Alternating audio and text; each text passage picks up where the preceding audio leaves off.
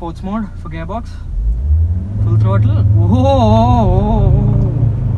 Welcome back to the channel, everyone. This is Vikram, and in today's video I'm going to be driving one of the best SUVs, and I am damn sure the Fortuner lovers are going to hate me for this video. The car which I'm driving today is the Ford Endeavour 3.2 4x4. So guys, there we have the most beautiful and the most amazing SUV ever, and we have the typical Ford key as always. And coming to the front aspect of the car, the grille is actually chrome colored, but somehow this is blackened out. This should have chrome strips over here, and this car has got front parking sensors, of course, 4 of them, and fog lamp over there, and there we have the projector setup. And coming to the side aspect of the car, it looks amazing, man. And this is an automatic, so we have 3.26 auto written over here. It's a 6-speed automatic gearbox and 3.2 liter 5-cylinder engine. Coming to the tires, as you can see, the tire looks massive, and the suspension travel, this car has some fantastic ride, man. And coming to the tire size, we have 265/60R 18-inch wheels. Actually, I said we have 4 parking sensors. No, we have 6 of them in the front. 1, 2, 3 on this side and another 3 on the other side. So coming to the side aspect, it has a footstep, which is mandatory for a car of this height, and rear tire as well is 18-inch and same size. It's got 4-wheel disc for sure, and 4 parking sensors in the rear. It doesn't have 360 parking cameras, it only has this rear parking camera, which is more than enough. Titanium written over there, which is a variant of the car, and 4-wheel drive written on the other side. As you can see, it looks exactly same on the other side as well, apart from the fuel lid. And this car is a proper 7-seater. And coming to the side mirror, they're massive, and as you can see, this line, that is for blind spot monitoring. That is not an electronic thing, but there's some power difference between this part of the mirror and this part, so that you can see blind spots in this region. That is how it works. No request sensors because this is an old car, and regular control panel over here for power windows, and this is to lock and unlock the car. Just like any other Ford car, we have the lock and unlock button on the other side as well, which is a very nice touch actually. And over here we have buttons for lights. This is for the ORVM adjustment. This is to open the boot of the car, and lot of buttons on the steering wheel, cruise control buttons over this side, and audio system controls over this side. As I said, this car is a 6-speed automatic, and it's got a manual handbrake. These are the buttons for 4-wheel drive. This car has a proper 4-wheel drive and electric adjust for the driver's seat, which is again a very beautiful touch. Seat is torn somehow, no seat ventilation as such. That would have been a fantastic addition. And this has got a handle to hold on to here in order to get into the car, because the car sits higher. And as I said, this is an old car, so no push button start. And as you can see, let me start the car. It's making some noise. It's very loud. It's a diesel car.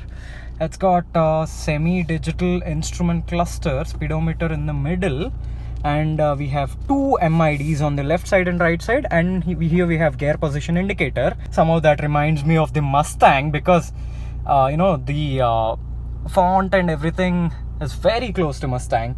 And we have a proper 8-inch touchscreen over here. Not many features, just some basic reverse parking camera along with adaptive guidelines, which is a good touch, but the camera resolution is not so great, and even the angle is not very good. But this car has some feel, man. As you can see, proper leather finishing on the dashboard and some amount of hard plastics underneath. This part is very gloss, and even on the door handle we have piano black finishing. It feels very premium, man. And leather touches over here as well. Seats are proper leather, and this is a proper American car, man. The feel is fantastic. And one of the cool features of this car is we even have navigation in the instrument cluster, and even your phone call logs and all that stuff over this side. And on this side we have the TPMS, tire pressure monitoring system, and fuel info, engine info and all that stuff. It's got this little small tachometer, and fuel indication, engine temperature gauge and everything is on the right side MID, and on the left side MID we get navigation data and your call logs and all that stuff. In the middle we have a proper analog speedometer marked all the way till 200, and this car definitely does some crazy good speeds like 180, 185. I'm not sure about the top speed. And coming to seats are very comfortable, and it's got electric adjust for both the front seats. Of course, the car is a bit loud, and this one has a proper panoramic sunroof, man. As you can see, it is not a moonroof like other Ford cars. The sunroof opens completely. Few Ford cars usually get a moonroof. Moonroof as in only the sun blind opens, not the the glass doesn't open. But in this car, that thing opens.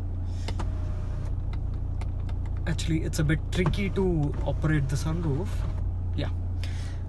So guys, here we are in the driving seat of the Ford Endeavour 3.2. This car actually has a 5-cylinder engine.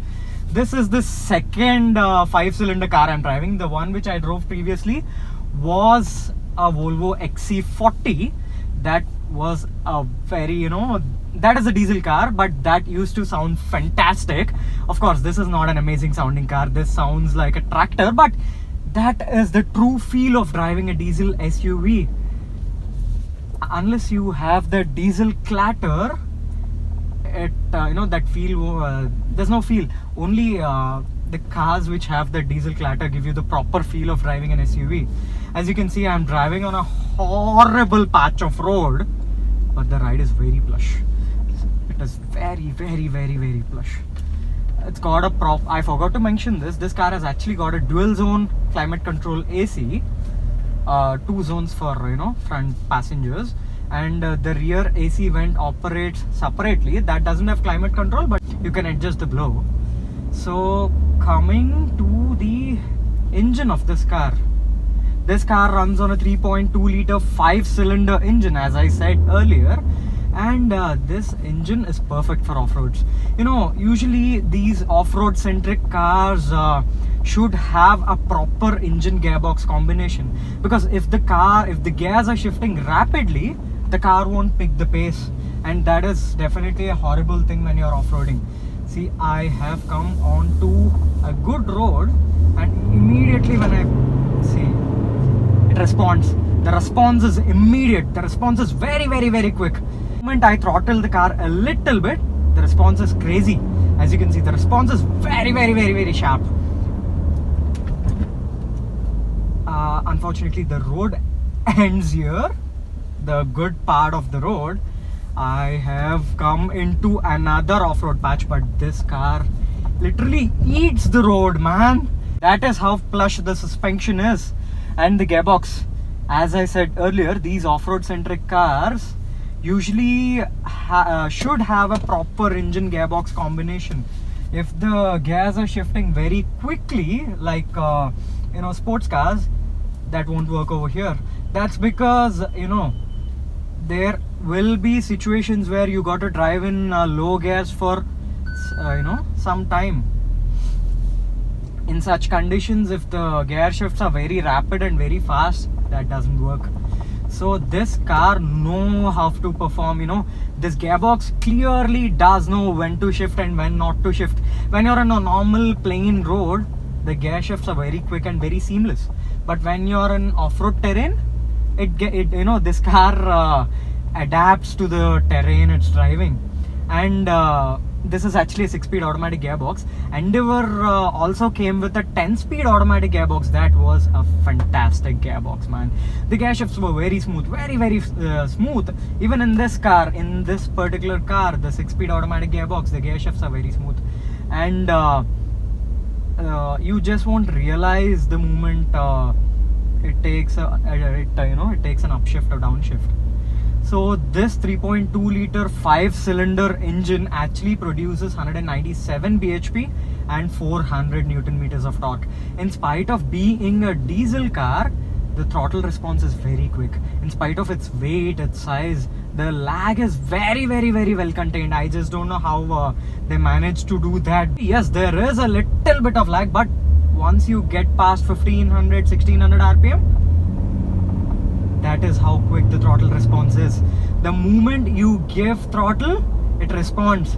It doesn't feel like a heavy car. This car weighs over 2 tons, over 2000 kgs, but that weight, you just can't feel it on highways. At the same time, when you're driving in off-road kind of situations, the ride is very plush. You know, the suspension is perfectly tuned, very perfectly tuned, because when I'm driving, as you can see, I'm driving on a plain road, the suspension is stable. The car is very stable, even at higher speeds, even past 100 km/h, the car is very stable. And the moment we get into some off-road terrains, the ride becomes very plush, very soft. Other cars of this segment, they bounce like crazy at higher speeds. Definitely because of the chassis and because of the platform, there is some amount of bounciness, but that is very negligible. That can completely be forgotten. That is why I love Endeavour. You know, Endeavour has been one of my favorite cars since a very long time, like since almost 15-16 years. I love Endeavour, especially the facelift. This particular model, it's charm. This car works like a charm, man. If unfortunately this car is discontinued in India right now, if I had to buy an SUV and this car was on sale, I would definitely go for this, because this car has some character. You know, Fortuner feels artificial. As I said earlier in this video, during the beginning, Fortuner lovers are definitely going to hate me for this, but that is definitely a good car. Fortuner is of course a good car. That is why people are buying it, man. Why would people buy it if it's not a good car? Fortuner is definitely a good car, but Endeavour is better than Fortuner any day. Any single day, Ford Endeavour is better than Toyota Fortuner. But you know, Toyotas are reliable than Ford. Japanese cars are reliable than American cars, and they're easy to maintain, that's for sure. You know, Fortuner is better than Endeavour in few aspects, but coming to the feel, this is a proper SUV. That is also a very good SUV, but you know, when I have to compare, this is better any day. This is the best SUV ever. So guys, I'm currently entering into a very terrible road, as you can see. See, the way suspension behaves changes immediately. I am not at all operating any terrain modes. I'm not at all changing any terrain modes. I'm not at all changing any 4x4 settings. Even though the car, it just can adapt itself to the road. That is how beautiful the car is and looks, man. What a fantastic looking car it is. And you know, you just don't have to downshift or take manual control over gearbox or anything like that. Just give it some throttle, the car pulls. It pulls like a champ. I am actually going to launch the car right now because I'm getting onto the highway once again. Yeah, we are on a good patch of road right now, so let me put it in sports mode for gearbox. Full throttle. Whoa! It revs all the way till 4000 RPM. A diesel car, a 3-liter diesel car revving all the way till 4000 RPM. Even beyond is something else, man. But you know, in sports mode, the car feels even sharp. The throttle response is even very quick. In drive mode itself, the throttle response is very nice. When you put it in sports mode, it flies. Oh, you will just fall in love with this car, man. If you guys get an opportunity to drive an Endeavour, just take a drive. This thing is something else. In sports mode, lag is it's very minute. You can just literally forget it.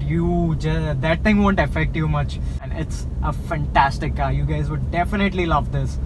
If I get an opportunity to own one in future, maybe a used one, because we just can't buy a new one. Ford stopped its operations in India, which is a very unfortunate thing. But if I get an opportunity to own one in future, I would definitely own it.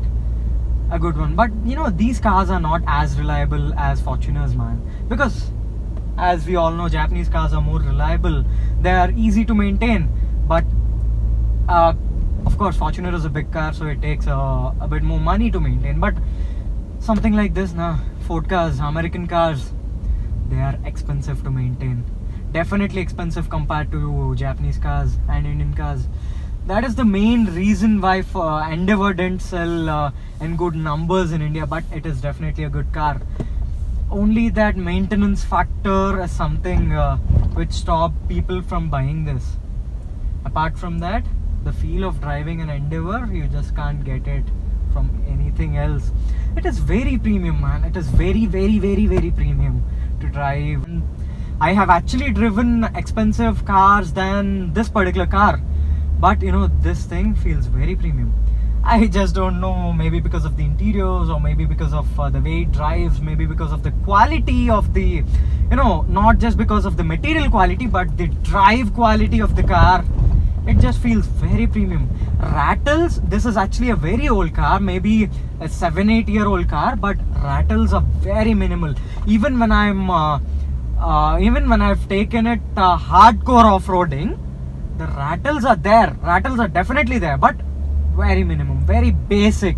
That is something which you can expect from an old car. Even an old Land Cruiser would have some amount of sounds here and there, but no vibrations, no panel gaps, nothing.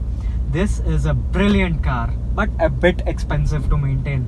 So guys, that is my review of the Endeavour, one of my all-time favorite cars. This is definitely, actually every single car is my favorite, but this car is a bit more favorite than other cars. So keeping jokes apart, this is my review of the Endeavour. If you guys like this video, don't forget to give it a thumbs up, and don't forget to follow me on Instagram. This is my Instagram ID, and see you in the next video real soon with another amazing car. Until then, this is Vikram. Don't forget to subscribe, and signing off. This is actually not an easy car to drive. That's because obviously it's aided with electronics and all that stuff. No ADAS for sure, but it is a big car. Dimensions are huge, and steering is a bit heavy and with a lot of feel. Brakes are fantastic though. 4-wheel discs obviously.